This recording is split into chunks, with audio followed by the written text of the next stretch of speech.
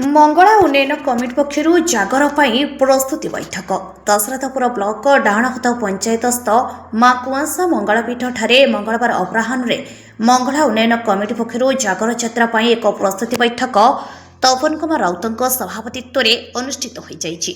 उक्त बैठक में मंगला उन्नयन कमिटीर नूतन सभापति पतितपावन महांती, संपादक अक्षय कुमार बेहेरा, कोषाध्यक्ष ज्ञानरंजन मल्लिक, उपसभापति देवेन्द्र कुमार नायक, सहसंपादक सुरेश कुमार महांती, उपदेष्टा कमिटीर सभापति जुगल किशोर राय, संपादक मोहनचरण पंडा प्रमुख जोगदे माँ कुआंसा मंगलापीठ प्रतिष्ठित बाबा गतेश्वर महादेव जागर यात्रा परिचालना आलोचना करने सह किपरि शांति श्रृंखलार सह जागर यात्रा समापन हेब सेथिपाई सभापति पतितपावन महांती समस्त सहयोग लोड़ीथिले।